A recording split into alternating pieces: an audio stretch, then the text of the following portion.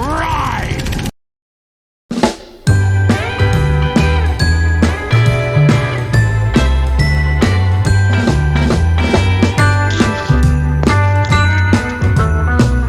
All right. Sorry, this is. Oh, you can't see it. Put your hand behind it and show it forward like that. Oh, This is my advent calendar. Oh, See it? oh, that's Nakatomi Tower. Oh, That's Hans Gruber falling off. Yeah. But it's got all the features on it. It's got the police car. It's got the address on it, and oh, that's cool. I thought you were going to grab like a shirt that has like Will Ferrell as Elf on it, because I know how much you like that movie. yeah. My No, God. that's my coffee mug collection. Oh, your compliment. That's right. Yeah. One of the shops here sells so many of those Will Ferrell shirts. I should get you one and send it to you, Murph. That'd be fantastic. It's just his face and it says hashtag Elfie on it as well. All right. Well, as people can probably see, we are back. Yay! And it's the Christmas special. Yay! Yay! And I promise it won't be as bad as the Star Wars Christmas special. If you're old enough to remember the Star Wars Christmas special, Don't make promises you can't keep, Neil. yeah, it's not good. I feel like I saw it, but I've successfully blocked it out, so please don't remind me. I think it was when they went to the Wookiee homeworld, Yep. Yes. and there was like Yeah, a they were Wookiee, life. and it was a Wookiee kid. It's for And- life. Living Life Day. Yeah. Yeah. yeah. Oh man, but it had, Princess Leia's in it, Leia, Han Solo, Mark. They're all in there. It wasn't as bad as the Ewok special, which all I remember from that was Stockhauser Quash. That's all I remember. From You mean the whole movie? thing. You mean the movie? No, Oh, no, not Return of the Jedi. no. They had a separate Ewok movie, didn't they? Caravan of Courage. I don't know. There was an Ewok thing that was a TV special thing, because I did not see it in the theater. Yeah. Well, if you go on YouTube and search for Star Wars Christmas special or Family special, maybe I think he screened it during Christmas. They did, yeah. It's really, really, really bad. But It has the B. Arthur song and dance scene. What could go wrong? Arthur. Was he Arthur in it? Yeah, B. Arthur is in it. Yeah. She runs the cantina. Yeah. Oh my God. Well, So- I mean, if any of our loyal watchers love that movie, we don't intend to offend you. Last time we offended the entire nation of Sweden, so I'm not dusting off my Wookiee suit and putting it on for tonight. So I guess people are wondering what are you doing? What is this special? Well, this is really just a short debrief or chat about the past. I think it's about a year that we've been doing this. So I thought we could talk about the highlights, the lowlights, the characters that have been playing, and what could possibly be installed in the future. So first we want to kick it off. So we're actually missing someone today. We're missing Debbie, who plays Elise the Illusionist. She has been, I think she's currently on an airplane. She's traveling to her family's house to rearrange their furniture.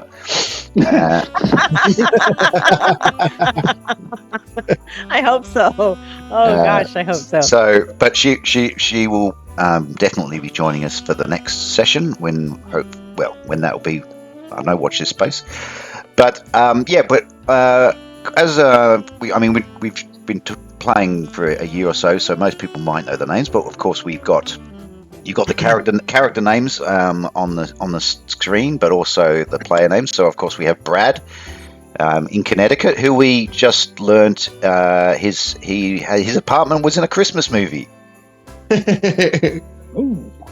Yeah, so tell people which movie what was the name of the movie? Do you know what the name of the movie? You may not want to tell people that, because then people will know where you live, and then you will have groupies showing up at your house.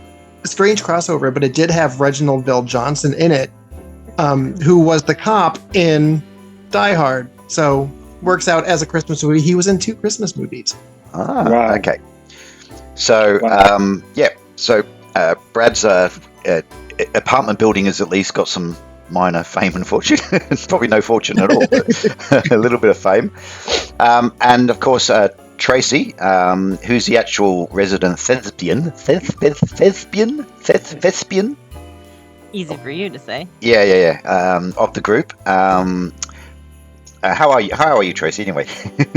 I'm good. I've never been in a Christmas movie though. No. No. I filmed something across the street from somebody who was filming a Christmas movie once because it was July and I didn't even notice how wrong it was. But as we drove up, there was fake snow all over the grass and it looked like real snow. And it was so realistic. I was like, oh, snow. And then I was like, wait, snow? It's freaking July. And it was because they were filming a Christmas movie across the street from where we were filming our production. So, okay. I actually heard, and I was gotten to being in a Christmas movie. On Facebook. They were talking about some films, or maybe it was on Twitter or whatever. But you know that Sean Connery medieval film, Name of the Rose? Yeah. They filmed that in some Italian villa or old village or whatever. But they were filming, I think, during autumn or something, and they had no snow or something, and so they basically used up their entire budget for fake snow within 2 days of something filming, and then they actually they couldn't, they'd run out of money for the snow, so they were going, oh shit, what are we going to do? And then as luck would have it, or as a miracle, whatever you want to call it, there was a big huge dump of snow overnight. And so the next morning they had all this snow to film, but none of the film crew turned up because they thought, oh, it snowed in. There won't be any filming today. And so they had to rope in lots of different people to actually just hold the camera and point it in this direction, and then we'll do the filming. and they got the shots all done. So there you go. That's a bit of a story about snow. Thank goodness. I thought you were going to say that some kind of volcano erupted and they used the ash. And I was like, I feel like that's a bad thing simultaneously as a good thing. Yes. The ash hole? The ash hole. Don't go in the ash hole. Yeah. In fact, I watched a documentary recently about Pompeii, talking about how all the people from Pompeii, majority of them died. Yeah. It was Happy holidays. Yeah. Yeah. They all suffocated from the ash is the short version.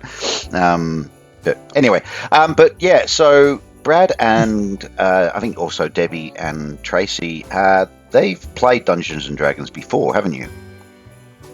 We've attempted to. Yeah, I've played a Tracy is the expert. Don't call me that. I'm not an expert. I'm definitely no expert, but we have played before.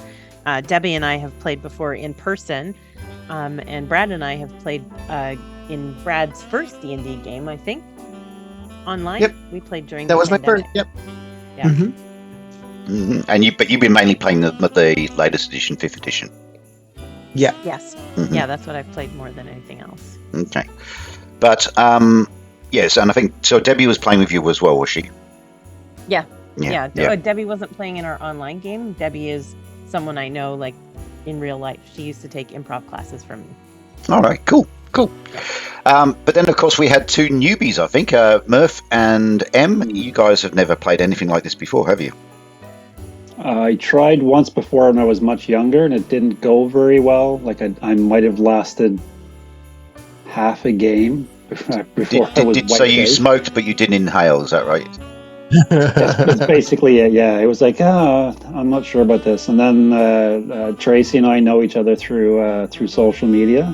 And she kept talking about, I got to go. I have a D&D session. I went, yeah. And she said it was online. And I was like, I'd like to actually try that. And it's amazing. But I'm like the baby deer that's just born, going like, oh my god, like what the hell is this, right? What is this magic? What is this? It's grass. Oh my god. the murderous baby deer that likes to just like snuff out dwarves' lives without a second thought. So it's not the Bambi meets Godzilla version. Well, Neil had asked. He said, write a backstory, and I didn't know anything about the character. So all the backstories about the tiefling character that I use are basically all the same. Yeah. And that they were, part human, part demon, and the humans had shunned them, and he has embraced his dark side. But at the same time, somewhere in his life, a human was nice to him, so he's got a kind of a soft spot for humans. And It's just. but the streak of the demon keeps coming out. Yeah, and these damn humans won't let me kill someone. That's right. Yeah. It's mostly Until the last gnome week. that doesn't let him kill someone. Let's be clear. And Em, you've never done anything like this, or not? No, I've done theatrical things, but I've always wanted to dabble with Dungeons and Dragons, but just never had time or opportunity. So, sort of jumped in with both feet when you offered up the opportunity. Mm-hmm. It's fun. I'm still learning. Yeah.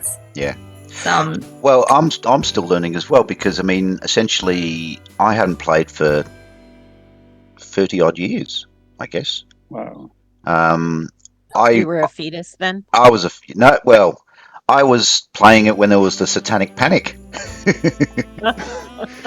Although that was more in I think the US, and maybe I'm not sure if it affected Canada or not, but in the late 70s, early 80s, when Dungeons and Dragons became popular, they had this thing called the Satanic Panic, Murph, where conservatives in America were thinking it's all sorcery and devil worshipping, and it will lead to suicide and mass murders and all this sort of rubbish, as they usually do whenever there's something new that pops up, which is popular with those youngsters. Yeah, but the coolest. It's exactly the same thing. Oh, sorry. Go ahead, Mark. The coolest when comic books shops started popping up, and D&D was like a large chunk of this thing. It was like just really cool. It was amazing. Yeah. Yeah, Tracy. I was going to say this. It's the same thing as Taylor Swift. Oh, they think she's a the satanic cult. I mean, satanic cult. Yeah, infected people. They all flip out all the time. I feel like that could be the new D&D. Has it been proven that she's not? Yeah, Yeah. I'm with Renault. I'm with Brad on this one. It's I like, love her music. Let's be clear, but there's a little bit of like, okay, calm down. Well, has anyone ever heard of the phrase Beatlemania? I mean, Yeah, exactly. She just finished a concert. I think it was Santa Clara or Santa Rosa, and as a gesture to the place that she was just doing the concert, she made a donation to the local food bank, and the donation is large enough to feed 50,000 people a month for a year. Oh my gosh! Wow. Yeah. So if people want to go crazy over her, I'm okay. She's definitely the devil. Yeah. Shame on me. Yeah. I mean, as I said, I love her music. I just think the hype is like, okay, calm down. I'm with you, Tracy, but I'm also scared of offending all that fan base. Yeah, I know. Like all this. What's the expression? And how many of them? What's the expression? Don't yuck someone's yum, or something like that. Exactly. No, and I definitely don't yuck their yum for sure. I don't believe in like the hype, but when a mega superstar actually uses their fame for good things, like what Murph just described, then I'm all for it. Go for it then. Well, it must be empowering to see someone like that actually fight for their right of retaining their artistry, like claiming the music that they wrote and producing it the way that they wanted it produced. Yeah. I think that's, an absolutely positive thing, especially for a woman. Absolutely. Yep. And I mean, This episode brought to you by Taylor Swift. And Sweden. Yes, Ride and Die Swifties. My daughter was actually was or is a Swiftie, I think they call them. Oh, yeah. She went to a concert, and she was, I think, near some passageway in the crowd, and she was with her friends, and Taylor Swift got down off the stage, and she ran into the crowd, and she saw my daughter, and she came over to her, and she had like these bracelet things on around her, and she gave it to her, and she gave my daughter a big hug and basically made her entire life. So with Taylor Swift, if you are watching Ride or Die, which I know you are, thank you very much. That's awesome.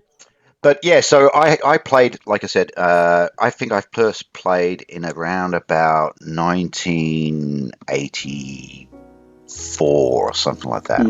85 maybe. I think it might have been about 85. God, that's not a twinkle in my parents' eye. Yep, exactly. And I played for only 2 or 3 years, really. Playing a version of the game we're pretty much playing now. And then I went off to university, and girls and everything else sort of got in the way, and sport and things like that. I actually played at the same year was the first time I ever played. I played one game because my mother got the game for my brother, not knowing which one of us would actually be the one that would really appreciate it. And we played the test game that came with the original red set. Yeah, that's the one I got. The test game. Yeah. That would have been probably either B1, which is Search for the Unknown, or B2, Keep on the Borderlands. No, it was in the red book. Oh, inside the book. Inside the book, it's the one that kind of teaches you how to. Oh play. yeah. Okay, I could actually pull that out and show you. Yeah, I know the one you talk about. My mother was our dungeon master. Oh, cool. Yeah. So I didn't play for 30 odd years. I have been doing sort of tabletop gaming for a number of years. So I've been sort of adjacent to it for hobby wise. So that's with painting all of the sort of miniatures and things where I got into that. But it's only, like I said, in the last 3 years that I had a bit of I was playing a tabletop game that was very much about wizards casting spells and things, and that sort of started and it was like rolling d20s again, and that sort of restarted the nostalgia bug for me, and then that's led us to doing this. So anyway, so that's where we've all come from. And so we had played at the start of this, when we started up this channel, because it's just something fun. I decided it'd be fun to do. We started off with a science fiction game, which was involving just Tracy, Em, and Brad. Those Dark Places, which we probably should go back to, because I've got some cool stuff with that now. And that was a bit of fun. We were kind of just learning the ropes. Obviously, we had the infamous ash hole. That I will never beat the ash hole allegations. Yeah. Actually, well, Tracy fell in it as well, but she was able to claw her way out. But Em was stuck in there for a little while. But yeah, if we get you out, we may not catch the murderers. Yeah. It was You had to stay on the case. Yeah. But anyway, so we've started this game playing old school Essentials. Ta-da! You can show it. Yeah. Which is a reimagining. No, not reimagining. It's just basically a rewriting, restructuring of the original game that I played, the old B/X game, Basic Expert. So we've been playing that, and the adventure we're playing is actually something I've made up. I thought I would come up with an adventure that, because I knew that a few like Murph and Em hadn't really played, I thought I'd come up with an adventure which probably is a bit cliched, but I thought I'd try and throw in all the different sort of role-playing tropes, so you would get a feel for what people have been doing for the last 20 or 30 years. But I mean, I could be completely wrong now. I mean, the game may have changed a lot, but that was the plan, is to try and make a game that was very much in the spirit of the way it was when I started off. And so we started off in the town of Waybrook. We'd made up our characters, so obviously we've got Clover, the gnome magic user. I think, Tracy, you have a bit of a thing for gnomes, don't you? Haven't you got several other characters that you've played gnomes? I have one other character I think I played as a gnome in some game. Oh, I painted a miniature for you that was a gnome. Yeah. Maybe she has a fear of the unknown. Maybe she likes I think to I did travel. one, yeah. Yeah, okay. I don't think I got to play her very long, so that's why I was like, okay, I will play a gnome in this game as well. Yeah. But usually I end up playing humans. Ah, okay. But Clover is the gnome magic user, the conscience of the group. It's kind of worked out Yeah, that way, yes. That was Someone not has to my be. intent. I originally was like gonna be totally neutral, and I think honestly she's way more lawful. Yeah. I think. Alignment is always. I've never really liked alignment that much. I mean, in the game in the past, I think it was a bit more stricter as far as what your alignments. You had to play your character as per your alignment. I really don't subscribe to that much. But yeah, I think it's a good dynamic in the group when you've got Clover, the conscience, and Freljord. It's like the devil and the angel on people's shoulders. Kill him! No! Although you'd be kind of lopsided if you had Clover on one shoulder and Freyord on the other. Like, Yeah, it'd be some tipping over. Yeah. And of course, yeah. So Freyord is the tiefling cleric, who is clearly has a internal conflict going on between wanting to kill everyone and the fact that he's actually a cleric. He's one of these smoking and drinking and hard hitting sort of Clint Eastwood with a piece of hickory type of pastor, isn't he? He is, yeah. Yeah, he wants to kill everything, but let me put a plaster on that boo-boo you have there. Right? Yeah. And then we've got Brad with the Renault the Druid Fighter. What sort of characters have you played in previously? Generally, cantankerous assholes. Okay, so that's pretty much on. Yeah, I came to this realization like 2 episodes ago. I'm like, why are all my characters just complete jerks to everybody? I guess I just need to act out from time to time. I've played a full elf in my game with Tracy, who hated half elves. Celestina Dragomir. She didn't get along with the half elves very well. Oh, and you didn't like me though either. Was I half elf? You were half elfin. Yep. I thought I was human. Okay, maybe I was half elf. Yeah, no, I was a high elf and you were a low elf. Yeah. Well, I mean, elves are arrogant and pains in the butt, anyway. So. If to every other race but themselves, yeah. And of course, we early on in the show, Renault came up with our first catchphrase for the show, which for some reason I can't remember. What was it? I think we can take them. I think we can take them. As he stood in the middle of the street doing "Sweet Bugger All," I might add. Was that not that time? Yeah, standing in the middle of the street, dodging goblin arrows.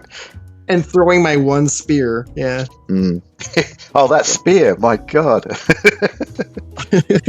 it's like you need to have like when you go surfing and you have the little thing around your wrist, your ankle, or your. You need to have that like on you around your wrist, so you throw the spear and then you can just pull it back. I shall craft one. Idea for like thrown daggers. Yeah. Like boomerang daggers, yeah, they hit and come back. Yeah, it's come back in the wrong direction. That 1980s fantasy Where are my fingers? Film. Krull, I think it was called. You threw the Krull. Yeah, that's it. What a classic movie that was. Oh, Neil. I'm showing my age with all my bad 1980s sci-fi and fantasy films. I actually watched Legend the other day. Oh, with Tom Cruise. Yeah, Tom Cruise. And the amazing Tim Curry. Tim Curry, yeah, it was so good. Big red demon thing. That's right. With the massive horns. And it was I did not know, but it was directed by Ridley Scott. What? Yes. Wow. Yeah. And if the latest film has anything to go by, he's well past his use-by date because, from what I've heard, Napoleon is absolutely shit. That's too bad. Which is a problem because I'm a big sort of history buff and got lots of books on my shelf about Napoleon, and I was going to go and see it, but the reviews have just been atrocious. And Ridley Scott usually takes care of the material very well. Like, it's kind of a shame. Yeah. Yeah. I mean, Gladiator is a bit not very historical anyway, but it's still a good movie. So, but I don't like Gladiator. don't you? Love it. Love it. I didn't like it. Number You one, didn't like I didn't like Gladiator? how he shot all the action stuff. It was like close above a wheel, close above a foot, close above of a sword, and I'm like, can we just see a fight? Maybe just like one hit or something. Oh, there was some pretty decent fight scenes in that. Yeah, the opening scene of Gladiator, and the one line that really sticks with me is strength and honor, and that to me sold the movie like right there. It's like right, right opening fights. I think it paved the way for that series Rome. To be truthful. Rome is brilliant. I've got the box sets for Rome. Yeah, that was good. I watched that quite a bit. Yeah. The only thing that's Rome was let down a little bit because they didn't have much budget for big battle scenes and things. So the acting and the storyline was great, but when you did see a couple of scenes with the Romans and the way they were fighting and all that, I'm a bit of a history nerd, so that was pretty good. But no, Napoleon apparently it just fails on every single metric you could consider as far as historical accuracy, the relationship between Napoleon and Josephine, trying to portray Napoleon as being some great military general, meeting people that he never met, and it's just rubbish. I'll probably watch it when it comes onto TV or onto streaming channels, but I won't. It was the point where Joe Biden walked onto the scene that you knew it was historically accurate. Yeah, I saw someone on Twitter or something or Facebook put a really cool quote. He goes, the Napoleon movie was great. I really liked the moment when Napoleon goes up to the Ottoman ambassador and goes, "This is France!" and kicks him into a well. That's the sort of accuracy, you know. You know they were reaching when. Yeah. It's funny that you mentioned that movie because that's what I was thinking when you were saying Gladiator. I'm like, to me, the 300 was an excellent movie, and I did not like Gladiator. 300 is a brilliant movie because it's just so incredibly over the top. I mean, it's not historical at all. It's just an awesome movie. Yeah. Best thing that Zack Snyder ever did. Anything else after that's been pretty rubbish. That's my hot take. All right. So anyway, and then finally, the last character we had was Ada, the bard, who was apparently running from a mysterious past. It has yet to come to light. But you managed to tell everyone you met that you were running from a mysterious past. So it's all about the cell, right? Yeah. No, I think that's something I want to develop more for the remainder of this campaign, and probably the next one is character development and just really getting into the character. Mm-hmm. I think I was able to hopefully bring a sense of a bit of fun, bit of flirting, but I think what I really want to work on is just bringing out more of the character instead of too much of M. I think that's something Tracy really excels at, and that's probably with your acting past as well. But like that's something that I really aspire to do. I think in the coming months and because not many people know, but M herself is actually coming from a mysterious past.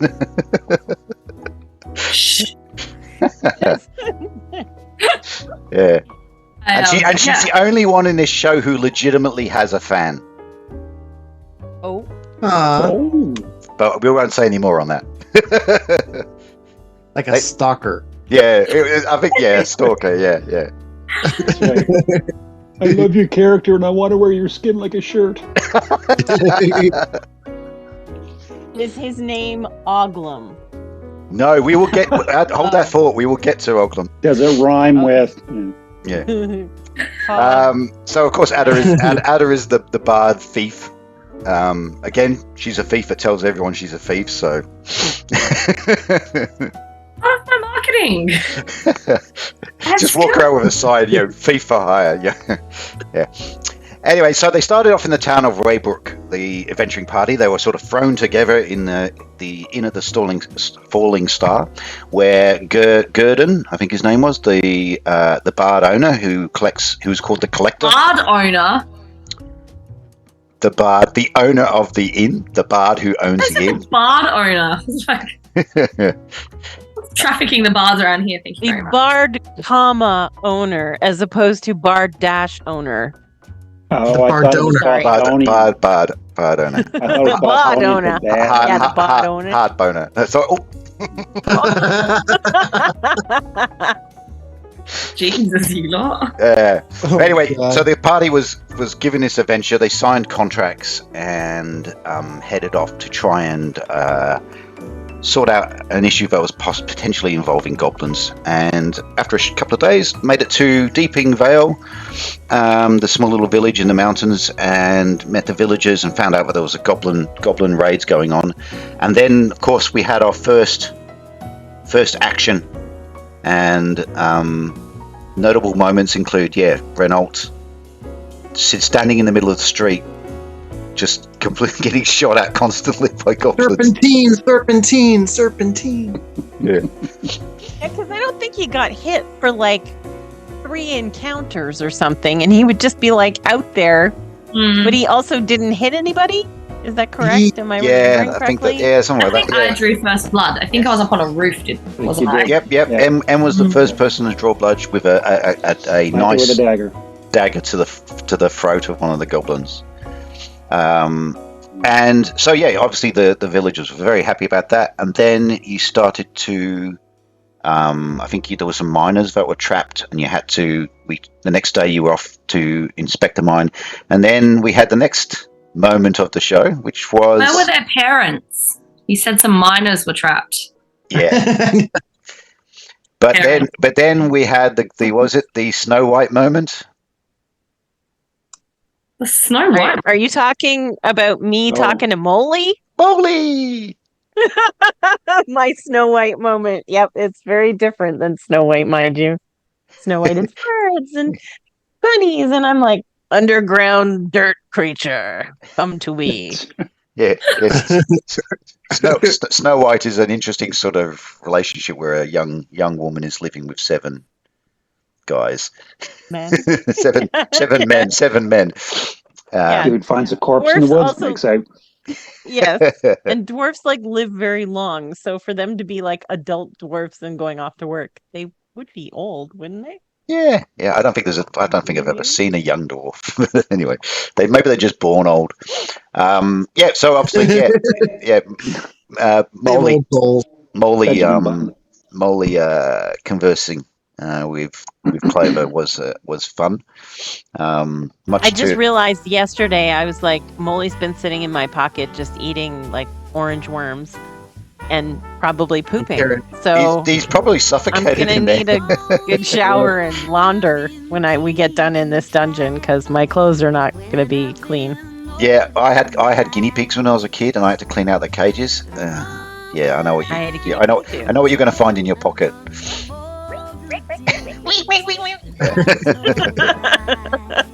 Yeah, and of course you got caught in a rockfall. You almost died. You and Oglom, and then there were some more goblins that you dispatched. And this is when Elise came to the fore with the first of one of her really useful illusions that she's been doing.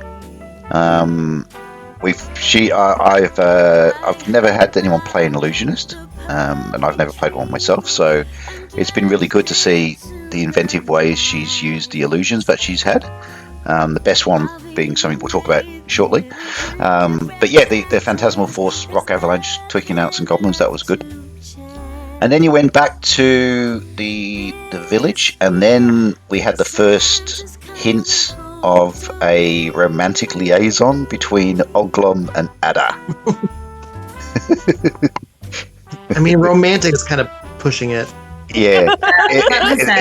It's not really. Yeah, it's kind of a transactional relationship, isn't it? Well, he does work for us now, And we have HR. Do we have HR? Do we need HR? Yeah. We actually established that because I designed his miniature. I haven't printed it off yet, but I designed it in Hero Forge, and I think we worked out that he actually looks a bit like Keanu Reeves. Maybe I'll give him a second chance. Whoa. Love springs eternal. Can he please then just say things like when he levels up, I know karate. Oh no, Kung Fu. Whoa. I already did the whoa. Come on, my whoa was. No, my favorite quote. He's going to have to say my favorite line from that show is, "Strange things are afoot at the Circle K, dude." That's right. I was a pacifist till they killed my dog. I'm glad that you know that line, because the first time I saw Circle K was when I was in university and we drove to Daytona Beach for like a school, not a school trip, but like a trip for spring break. And I was on the bus with 30 other kids my age.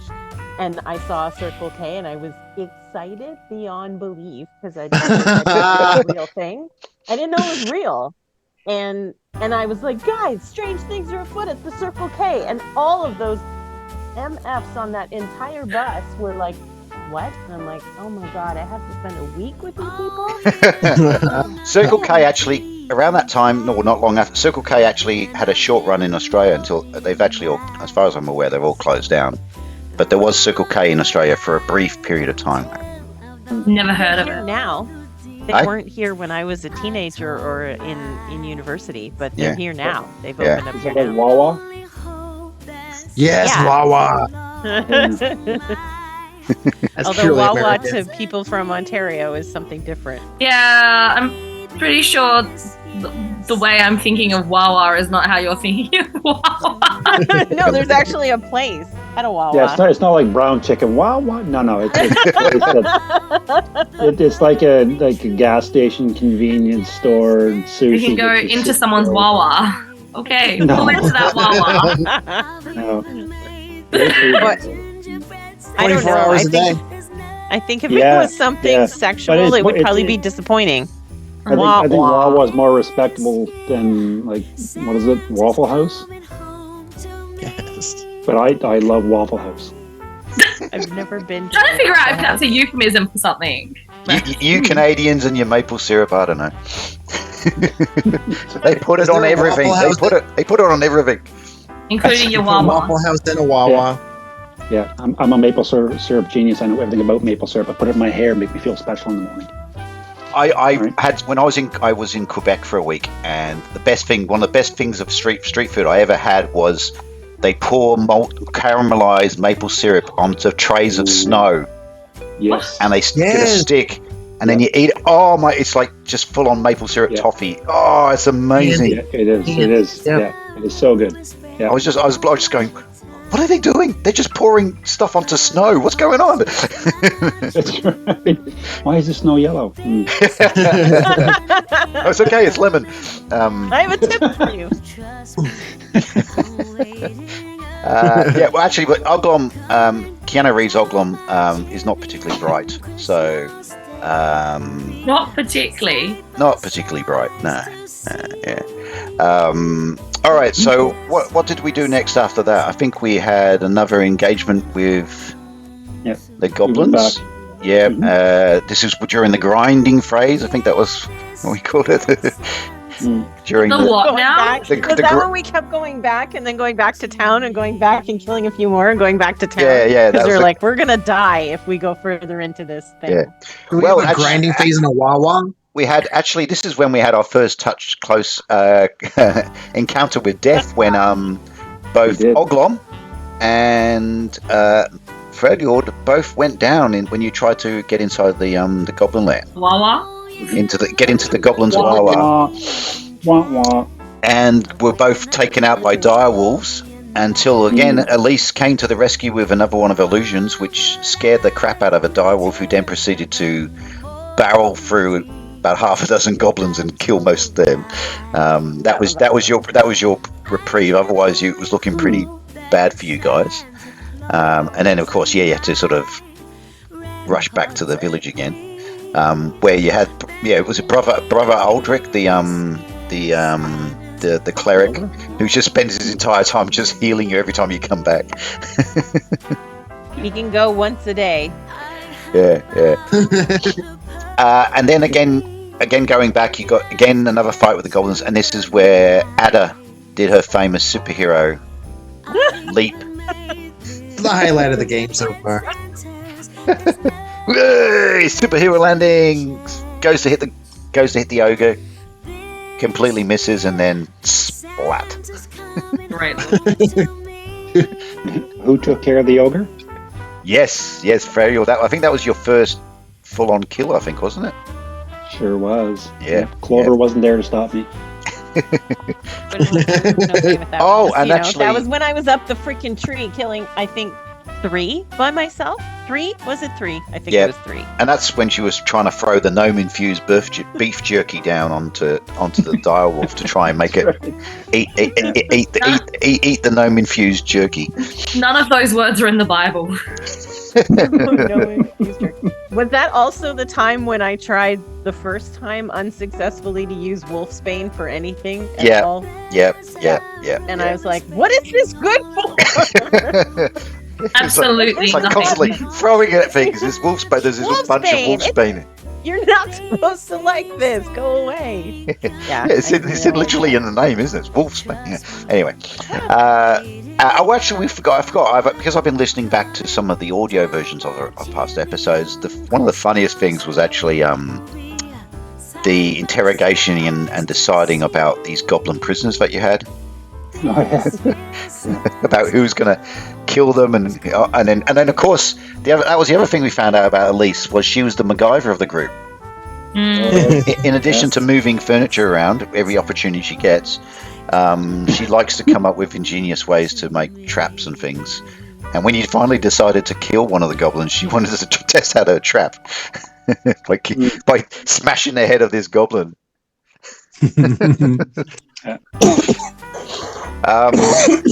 And then I think the next thing was you got in the back door and you were able to finally Everything sounds rude. Just so I know. I was just thinking that the back door of the Wawa. Back door of the Wawa. Back door of the goblins Wawa. Went down. That's where the best stuff happens. Yeah. And that's where the maple syrup comes out. Have you ever bought a Swedish Wawa? Okay, you lost me there. Come with a serve of meatballs. Meatballs on the side.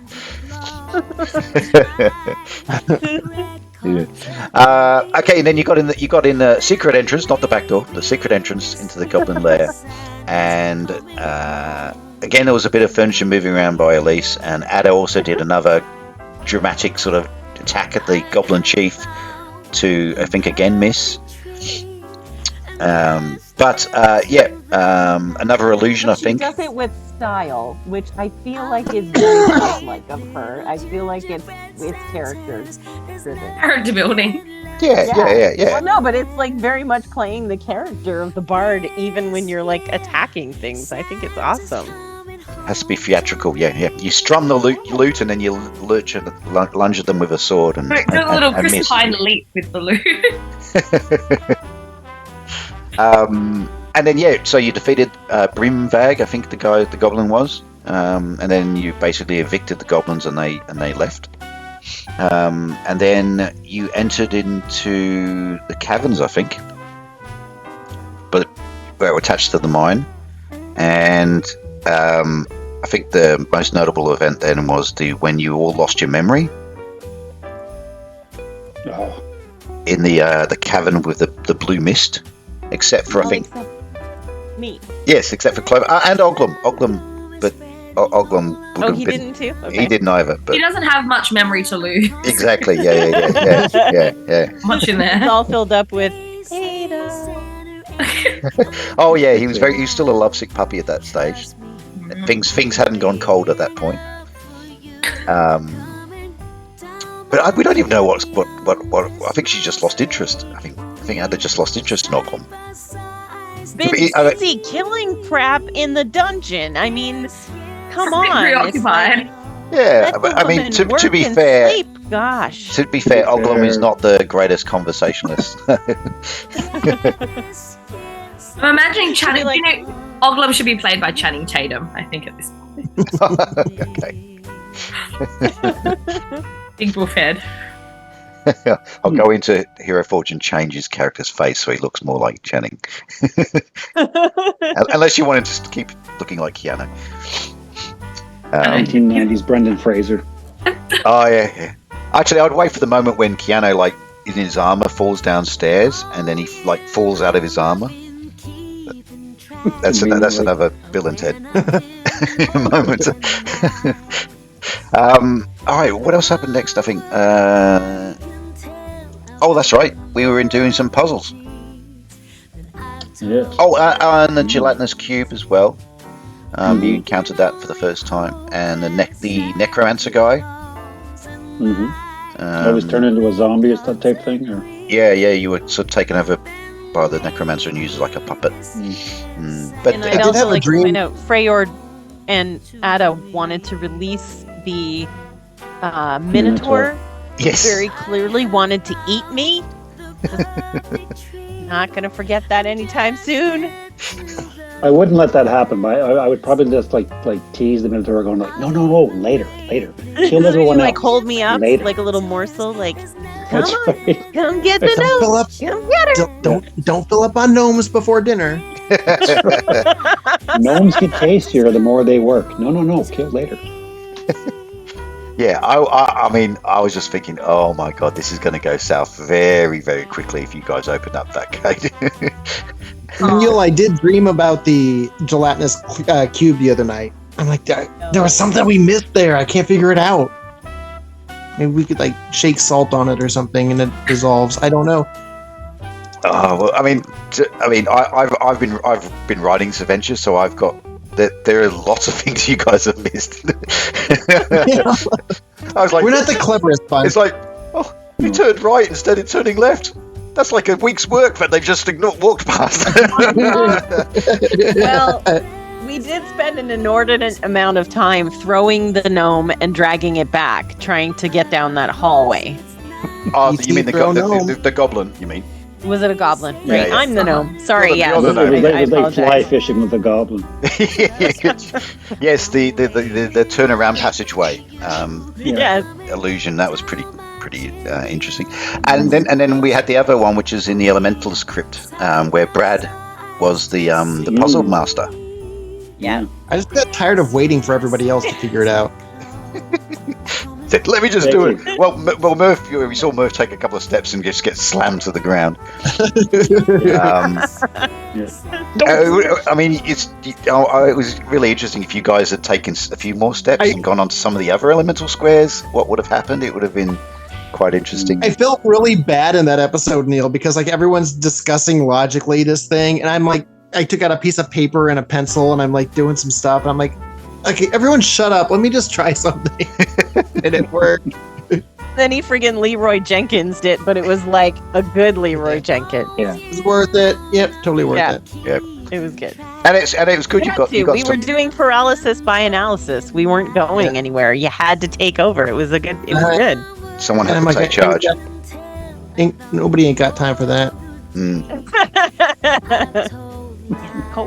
But yeah, you sorted out the puzzle, and you got some magical items, even though Clover had to climb inside a crypt and get her feet stuck in the chest of a deceased mage. Had or did because she wanted to. Oh, I feel like that was like the most neutral thing Clover has ever done, was like, I'm digging for treasure inside this person. Yes. I know, it was like very utilitarian of me. I feel like it was neutral. It was like completely neutral. Yeah. So, I mean, he's dead, so he's not going to care, is he? right? I mean, and if he is going to care, then we'll deal with his ghost. Like, and I'll be pointing out, like, you don't need your body. You're good. You're not a zombie. Lawyered by the gnome. And then what happened next? I think then we had the big encounter with Derek the Dragon. Yeah. The Scottish dragon. I still remember how exciting it was when I walked down the corridor by myself and was like sneaking, and then it's like you hear like, and I was like, it's either a giant bat or it's a dragon. A giant bat.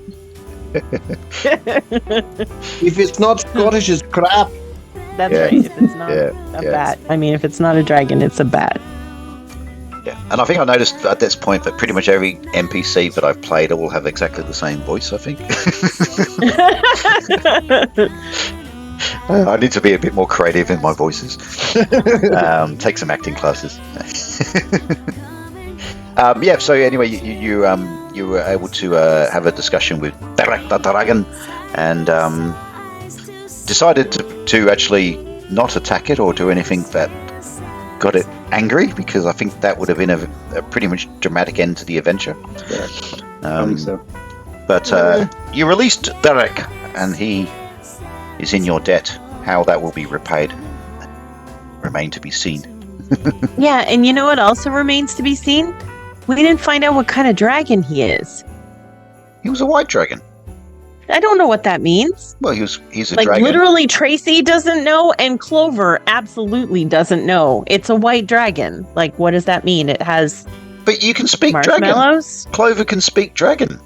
That doesn't mean she knows dragons. It means she learned the language. But I'm sure there's a book, the 101 or Dummy's Guide to Dragons that you found in the library that said, No, I would really love that it's instead she just learned the language but knows nothing about it. Like, remain completely nothing ignorant. Of our culture. Yeah. That's right. Oh, well, anyway, it was a big dragon and he happened to be white colored, so he's a white dragon. But yeah, you don't know what powers or what he can do because you didn't get him angry. Well, and angry enough to actually attack you guys.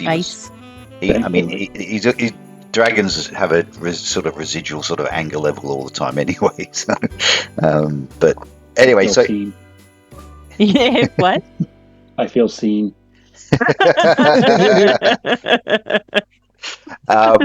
So anyway, Freyor does or Murph does? I think there's not much to difference. Not too much difference between the characters and real life. So you released the dragon, and you recovered this magical orb that had been used to nullify Derek's magic. And again, Elise had the cool idea to use that to get past the illusion. Genius! Like the stuff that comes out of her head for her illusions I would never think of it. I've thought about the illusionist before, and I'm like, I don't feel like I have the imagination for it. And just like that, and when she said that with the orb, I was like, of course, like that's genius. My favorite thing with the illusions was you guys obviously had some cantrips, so you could do little spells, was when she used Ledger Domain, I think it was, and removed the goblin's heart. Yeah.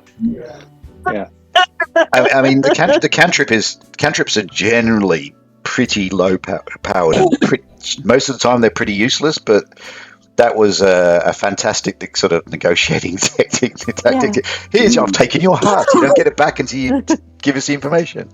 And he was a lot more compliant after that. But yeah, so then you were able to bypass the illusion, and you went into the crypt of Muriel Longlean. Mm-hmm. And that's where you all went into different sort of illusional environments or rooms. I think Renault and Ada ended up in some dystopian hellscape, being chased by demons and things. And Oglum and Clover ended up in the room of eternal food. Which Clover, I didn't trust. You took you had a little tip of the taste of the gravy, and it was like your mother's gravy that she used to make, and you felt so homesick, but you still didn't eat any of it. While Oglum was just stuff in his face. Because how could it taste like my mother's gravy unless they're messing with my brain? And so I was like, no, this is not going to be a good thing. And I did not trust that it was a good thing. So Clover has some trust issues. Yeah. When you were trying to stop Oglum eating you, what is it, mum arm you called it? Yeah, the mum arm, yeah. Don't eat it. He's like, ugh. Anyway. And Elise and Freljord ended up in this sort of beautiful garden where you got to actually meet the illusionist, and came out of that with some magical items to help you on your quest. And then I think what happened next, I think you had to dodge the cube again. and then you made it to. There were some goblins getting drunk in like a guard room, but you were able to dispatch in a few seconds. And that time, Ada did do the Daisy Duke sliding across the table. Yeah, that's right. But still managed, but did actually kill one of the goblins. That's right. So she's redeemed herself a little bit. And then I think the final thing was where we finished up last week was you went into the crypt of the necromancer, and you had the riddles that you had to solve. Oh yeah. Oh yeah. That was a good one. Yeah. I like that. I like riddles. Yeah, it's always interesting when you put puzzles or riddles into games, whether or not people are going to like them or not, and whether or not. Murph, you're shaking your head. You solved one or two of them. Two of them. Like you were the one who solved two of them. No, I guess, yeah. I don't. Yeah, but I was reading cues though, because the look on Neil's face, because you'd say something, you go, oh. Okay. The last riddle was a bit difficult, so I think Clover was getting pretty close to solving it. Mm-hmm. Oh, I don't remember. Because this was a day one, today.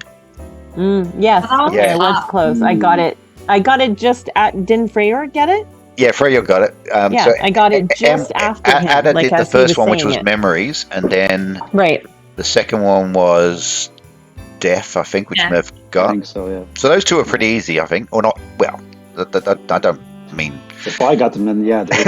I don't mean to disparage you guys, but compared to the third riddle, the third riddle was a little bit more convoluted, and I was possibly concerned that you might not solve it, but you did. you did. You did solve it, and then the spirit of Zonos, or whatever his name was, took over Elise's body. Mm-hmm. So you could have that's right. You could have a bit of a chat with the necromancer, and I think because Elise could get all the memories of the necromancer for a brief period of time, even after the necromancer left her body, she's been able to write down on a dirty goblin pillowcase.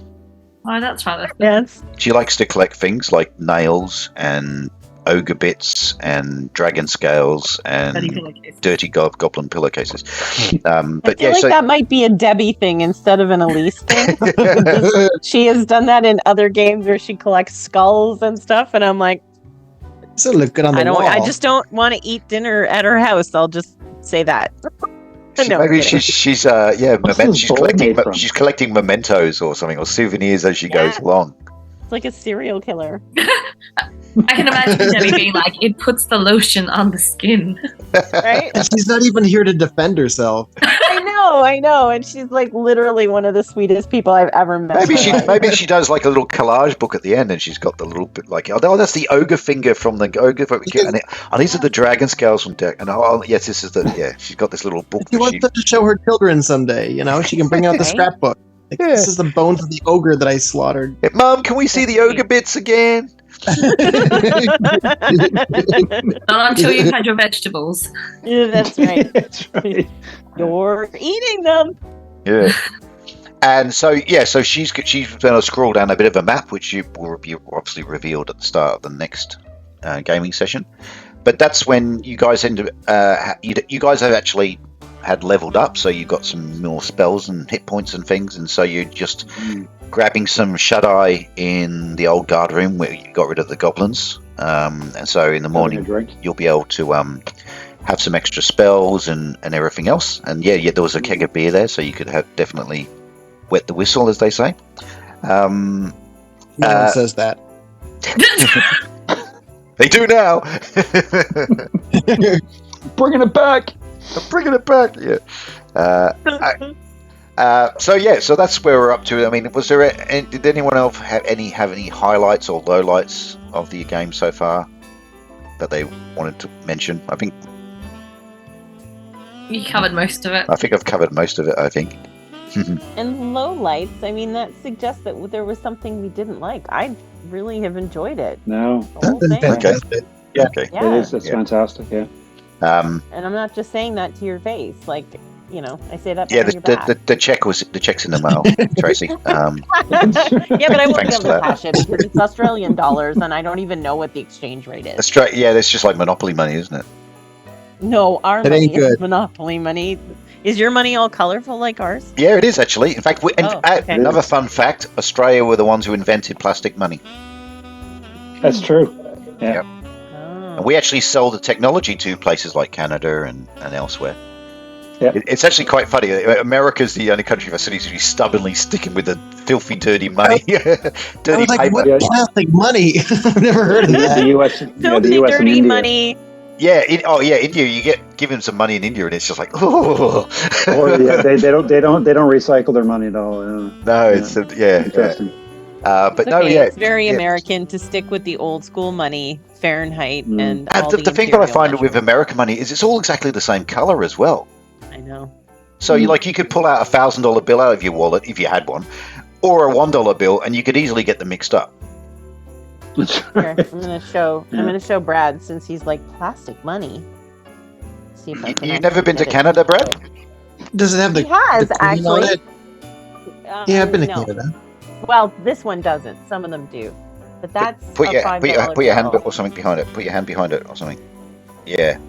That's a $5 bill, but it's plastic. It's not paper, Oh. and actually you can see through it. Like it's see-through part of it. Looks Here, easy to counterfeit. Actually, it's incredibly difficult to counterfeit. That's I'm why. gonna go. Probably not. Challenge accepted. Challenge It's accepted. like a holographic version of the. Oh gosh, what is that tower called? The Peace Tower. Peace out. Is that in Toronto or something? What's the tower? No, the tower in Ottawa. Is that the Peace Tower? Yeah, the Peace Tower. Yeah. Yeah. Is that the tallest So- building in the world, technically? No. No. No. No, It's In it's Dubai? the National Parliament. The Burj. That was it. No, actually, well, I think The Burj Khalifa. Khalifa is the tallest building in the world, Freestanding, isn't it? freestanding. But yeah, The CN is the tallest tower, right? Like the structure, the tallest structure. I thought was the used to CN be tower. the tallest freestanding structure in the world, but it's not anymore. Okay. For It's not anymore. All right. but- All right, fine. There's the Queen. There's Long live the old Queen. Australian money. Oh wow! Oh, that's so cool. Wait, Yeah. It's a 2. yeah, I also have a $2 American bill, which is extremely Really? rare. Yeah. Oh, okay. Is Mel Never Gibson on the seen a $2 Australian bill? we don't talk about Mel No, Gibson Chris anymore. Hemsworth, actually. Who was the bad guy in the Mad Max movie? The guy with the goalie mask. I can't remember what he was called, but he was a Give no-name us your actor. gas. He was a no-name actor. That's why they kind of just put the mask on his face for the entire movie. He was iconic, I thought. Yeah, but no, we don't talk about Mel Gibson anymore. No one does. Even though he's actually a really, really good director. He is, yeah. I do like his movies. Except for Patriot. That's a load of shit. Jeez. It had some funny lines in Like it, that though. movie. I thought. No, I have issues with Patriot because of its historical inaccuracies. Oh yeah, it's Really, yeah. really, really bad inaccuracies. Mm. Like insulting a whole nation inaccuracies. Oh yeah. Tell me about Ohio. That's right. Give me the horse blanket, then I'll wear it. I'm going to have to head off soon. Yep. Well, okay. So I suppose that's a good little wrap up of the previous, nearly a year of gaming. And obviously, going into the year, you've got to enter the castle and then find out what the actual mystery was all about. And then, I think remember what we were doing. Every time someone asks us, I go, "Oh crap." Logan would remember. Tracy does not. So if I had to think how many more sessions we have for this adventure, probably half a dozen, I think, maybe. I think. Good. When I actually came up with the idea of this adventure, I thought, I'll do this as like a one-shot or a two-shot. And then I was talking to my son about it, and he goes, I don't think it's going to be a one or two-shot. And it's but a year later, we're still playing the damn thing. And then, after we've solved this adventure, then it's a good question for you guys as to what you'll want to do next, whether or not you continue with these characters or you want to play an entirely different game. We could go back to space and play some space games. Got a few options there. We possibly are trying to organize a one-shot Call of Cthulhu game with a Twitter friend who does a lot of Call of Cthulhu, so some sort of gothic-y, horror-y sort of Lovecraftian sort of stuff without the misogyny and anti-Semitism. But yeah, that's supposed to be a fun game. Stay tuned. We'll have to have an idea, have a bit of a think about what we do afterwards. Maybe it's worth having a little bit of a break from D&D and then coming back to that after some other, what they call it, a palate refresher. We always have to have some sort of animal, though. We had our electronic cat, and now we have Mittens and Molly. Yeah, so we have to have something else. Oh, Mittens! Where is Mittens? I haven't got Mittens. About the electronic cat. Yeah. So anyway, guys, thank you very much for the past year of playing. I hope you guys have a good Christmas and New Year. And can be back bright and surly in the new year to play to play the Crystal Mage again. Any final words from anyone else? Neil, you've been amazing. You've been amazing through this. So any words for our sponsors, for our subscribers? Please click and subscribe now. Smash that like button. Smash that like button. We've all 72 of our subscribers. Smash it. So we're inching slowly to 100. That's inching towards mediocrity. There are people that want to watch us play a game. Like I'm pleased. We don't even know what we're doing. Yeah, exactly. I know. We're all a bunch of idiots. We're like, I don't know what's my armor class? What? Yeah. I mean, how many hit points do I have? They probably get really excited when we figure it out, right? Oh my God, they got it! Right? They're like, "Come on, it's right there on the left hand," because they probably know better than we do. It's a goddamn dragon! Oh, I've had people putting comments on the thing saying, "How are these guys not dead yet?" That's right. We're trying to die. These guys don't have a clue. They don't know what the hell they're doing. What we're doing is having fun. It's a game. Yeah, this is probably as close as you get to actually what a real D&D game kind of looks like. I think really. There are some very high production value polished shows like Critical Role and all that, Dimension 20 and all that, who are obviously using professional actors. We only have one professional actor, Tracy. The rest of us are just amateurs. I did theatre sports. That's about as close as I got to it.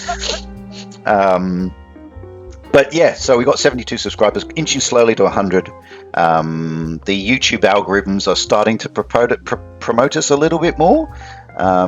Before that, we were kind of shouting out into the abyss or into the wilderness, and no one was really hearing us. But we're getting a little bit more interest. So who knows? Maybe next year will be our year when we go viral, or we catch a virus. I don't know.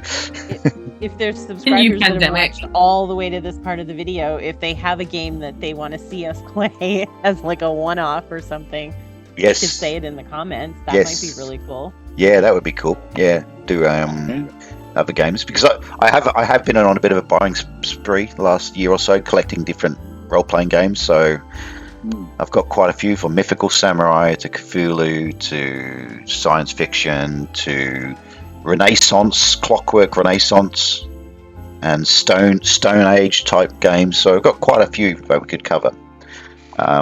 It's just when getting everyone together at the right time to actually play. It's a little bit like herding cats, but that's just the reality of trying to coordinate time zones and people's busy lives. So we all have professional working lives and families and everything that we have to do, but we try to get together at least once or twice a month. So I don't think anything's going to change in that regard. I think we'll still be once or twice a month going forward. But like Brad was saying, though, you have been amazing, Neil. Like Mhm. you putting all this together, you herding the cats as much as you possibly can to pull this all together, and I appreciate it because Thanks for that. It's been fun. A lot.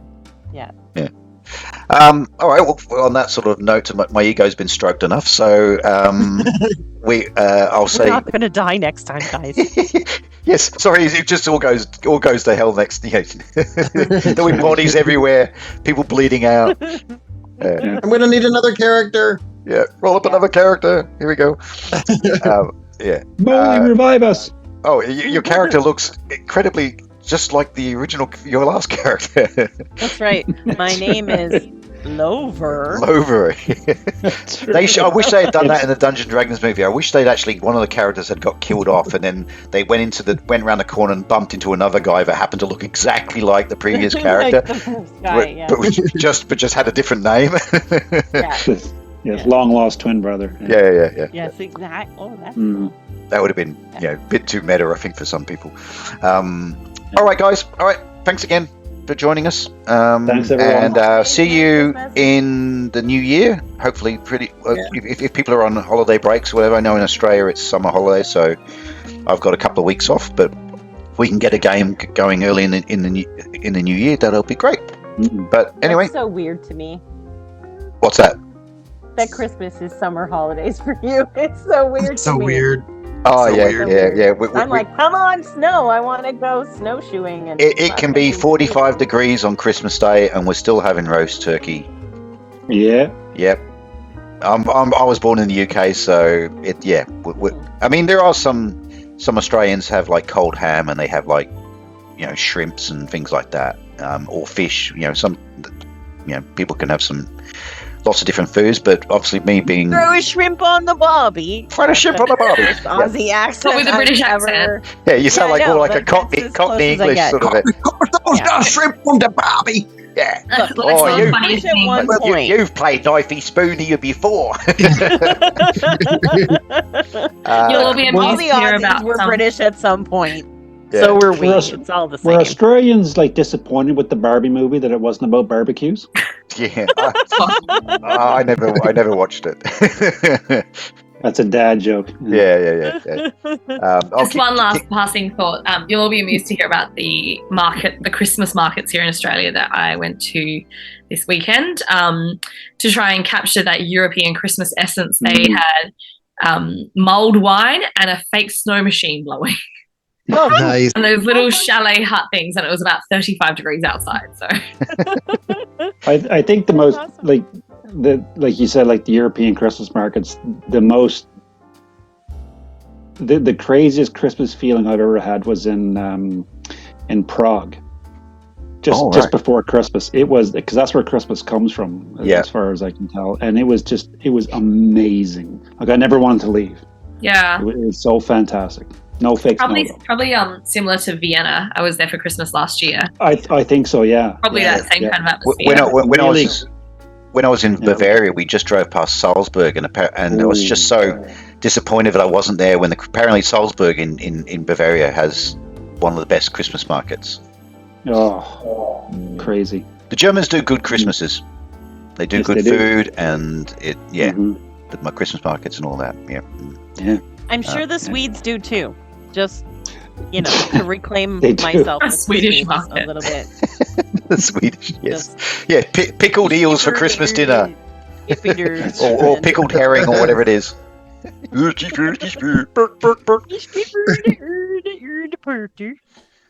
All right then, guys, we're going to wrap it up. I've just offended them again. We've lost them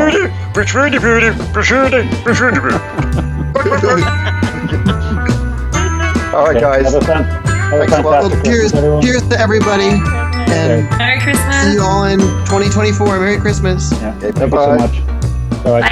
Bye.